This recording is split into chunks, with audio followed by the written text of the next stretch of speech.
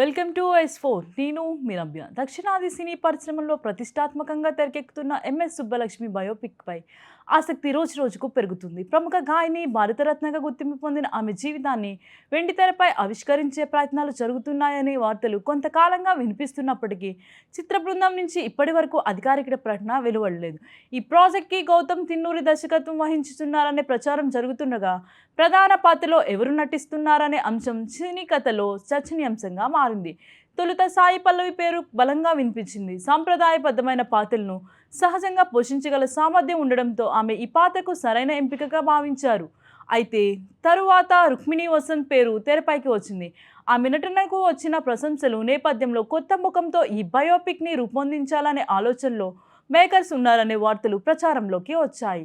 ఇప్పుడు తాజాగా మరో పేరు ఇండస్ట్రీలో హాట్ టాపిక్గా మారింది. Pan India star heroine Rashmika Mandanna ఈ బయోపిక్లో ప్రధాన పాత్ర కోసం పరిశీలనలో ఉన్నట్లు వార్తలు వినిపిస్తున్నాయి.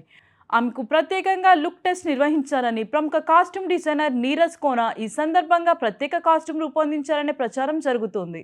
ఇటీవల కాలంలో పుష్ప, ద రేస్, యానిమల్ వంటి భారీ చిత్రాలతో దేశవ్యాప్తంగా గుర్తింపు తెచ్చుకున్న రష్మిక నటిగా విభిన్న పాత్రలు చేయగలదని నిరూపించుకుంది. అందుకే మేకర్స్ ఆమెపై ఆసక్తి చూపుతున్నారని సినీ వర్గాలు చెబుతున్నాయి. ఇక ఈ ప్రాజెక్ట్ ప్రస్తుతం ప్రీ ప్రొడక్షన్ దశలో ఉన్నట్లు సమాచారం. కథ, పాత్రల ఎంపిక, లుక్ డిజైనింగ్ వంటి పనులు కొనసాగుతున్నాయని తెలుస్తుంది. సంగీత దర్శకుడుగా అనిరుద్ రవిచంద్రన్ పేరు కూడా వినిపిస్తుంది. ఒకవేళ ఈ కాంబినేషన్లో ఖరారైతే సినిమాపై అంచనాలు మరింత పెరిగే అవకాశం ఉంది.